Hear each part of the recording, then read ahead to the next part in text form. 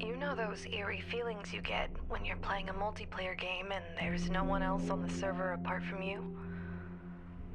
For instance, boot up Minecraft right now and scope around for some deserted server that's running, but there's no one on. Feels pretty weird, right? Well, this is what my hobby was, going around to these barely running games and seeing what people had left behind.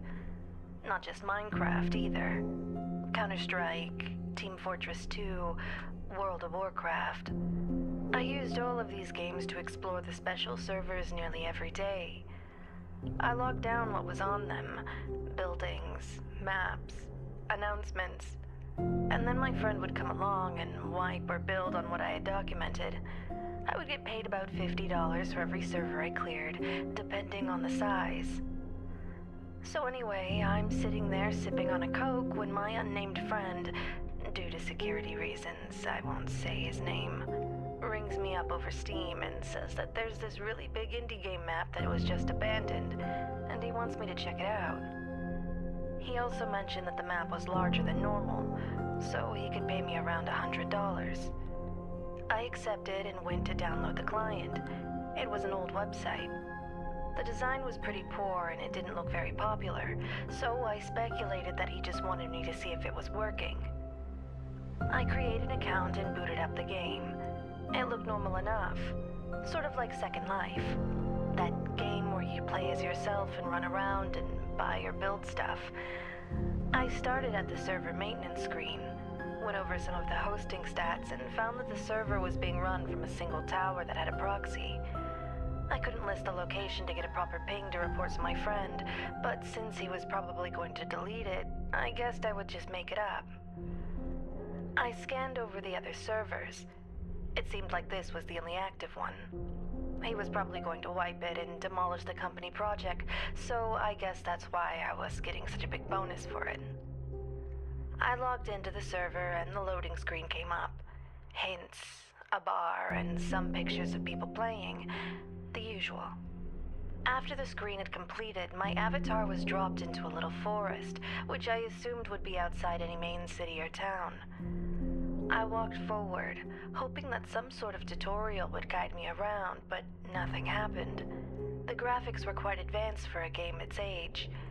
The forest spanned for ages, and the trees were like that of Elwyn, Forest of World of Warcraft. I told all of this to my friend as we kept the channel open for fast communication. After walking around in the forest for about 20 minutes, I came to a bigger than normal tree. It had this large door on the front that looked as if it had been carved into the wood by hand, kind of like the ones from Nightmare Before Christmas. But anyway, the cursor came up with an interaction symbol. Then the screen went black and my voice channel cut out. There was no loading screen, only the sounds of the poorly looped 8-bit music that was on the loading screen. I waited and waited until finally, the game came back along with my voice channel. The only thing in the entire tree was a big mirror, totally separating its middle from the other half. My character walked up to the tree, without my control, and put his hand toward the reflection. After this, I was suddenly brought to my desktop. Along with the icon of the game, all the files were missing. The HTTP had also vanished along with it. I asked my friend if he cut the server, and he replied with an innocent no. Anyway, he transferred the money to my PayPal and logged out, so I could go to bed that night thinking about what I'd spend my $100 on as I drift to sleep. I wake up about 6 times that night, always seeing that damn tree. It's not even scary, just annoying. There's a vividly recreated mirror just like the one out of the game, and I keep touching it. I get up at around 6 a.m. after being unable to sleep, deciding to hop on the computer for the weekend and rummage about on Steam for some good deals. I get about halfway through watching the Saints Row trailer when I get invited to play some CSS. The name was added to my friends list, but I don't recognize him at all. The name actually resembled mine, and it kept flashing. After a couple of minutes, I decided to oblige. The server was pretty normal. Just a dust too, with no announcements and him and myself on opposite teams. It must have been a peer-to-peer because the server name was exactly the same as mine. I bet it was my friend pulling a prank. After I'd gone through the options and gotten my game all set, I decided to buy an AWP to shoot this guy up with. But whenever I pressed the key I'd assigned to bind, the game froze and went back to normal after about 2 seconds. I decided it was some buggy server coding and continued the game with the trusty old Glock. After I ran out of spawn, I heard a faint laugh from the other side of the map. I brushed it off as a plug-in script and kept running around. I looked for this guy for about 10 minutes until I was about to leave. Then I saw him in the corner of my eye, running under the walkway. I followed him under, but when I re-emerged on the other side, I saw not the other side of the map, but the inside of the big tree, and the large mirror stretched across my screen.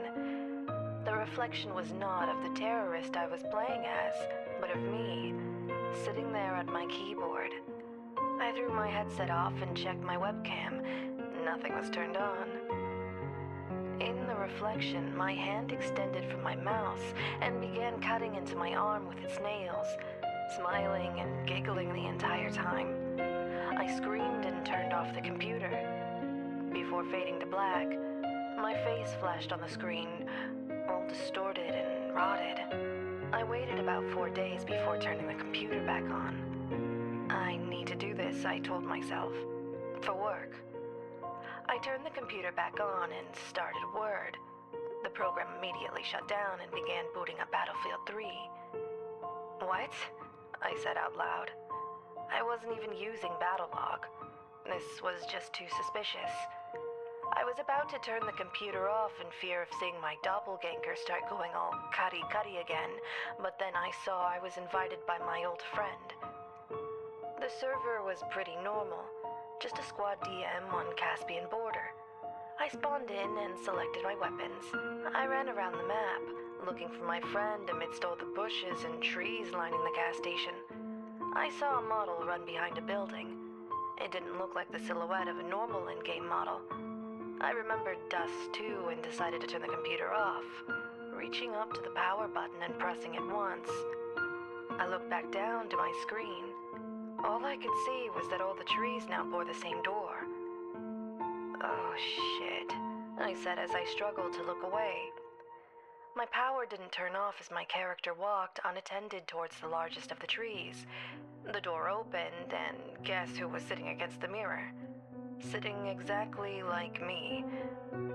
My doppelganger stared blankly into the screen. He'd changed since the last time I saw him. His eyes were sunken, his bones now clearly visible over the fleshy creases in his face and skin. He grimaced and started jabbing himself with a piece of wood. I screamed as his actions replicated on my body.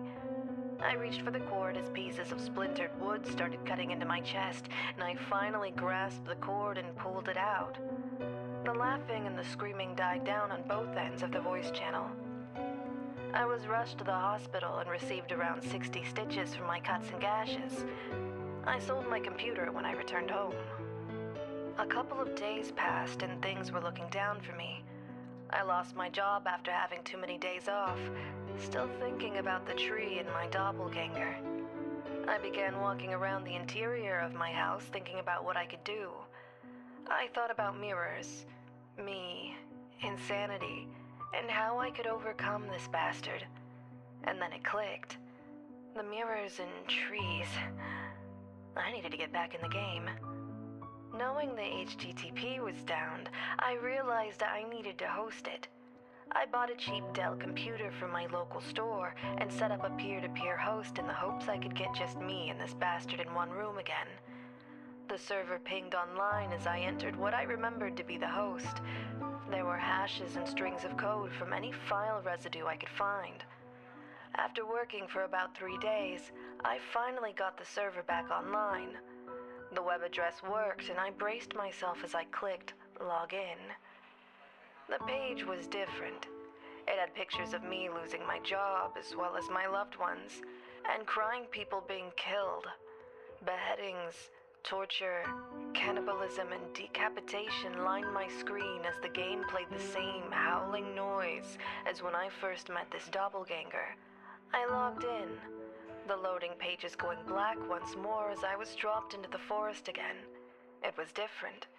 Gore and blood splattered the entire landscape, and bodies hung from the branches. They followed me with their black, cold eyes as my character progressed through the environment. In real life, I was shaking. The barriers of the game and reality slowly drifted apart as I advanced deeper and deeper into the forest. I was walking on my own now, with no keyboard or mouse, just me in real life. I continued, falling over corpses as I kept going. I have to do this, I kept saying to myself. I have to. Until I finally came to the tree. I braced myself and walked toward the main door, screaming still ringing in my ears. It slowed to a mere giggle as I approached the mirror. I saw myself covered in blood, elongated features with black eyes looking at me. It started rasping and crawling toward me, breaking the mirror. And now was the time. I pulled out a pocket mirror with all my strength and showed it to the doppelganger. I heard a massive burst of screaming echoes, making my eardrums bleed as I held the mirror with all my willpower. I suddenly awoke in my room, on the floor, covered in blood with the mirror laying to my left. I calmed down. It was over. I got up and collected myself. After a quick shower and a glass of water, I got in my car and drove as fast as I could to the nearest bridge over water. I held the mirror, threw it down into the water and began to walk home. Safe and a hero after defeating the doppelganger. That's why I'm writing this now, to save you the trouble of all of this. Be cautious whenever you join any type of empty or abandoned server. You might just hear laughs and giggles echo towards you. If you encounter your own doppelganger, I fear for the worst. A couple of months ago, the police dredged lakes around the country and found mirrors exactly like the one I used to defeat him my first time. I have a hunch he won't make the same mistake again.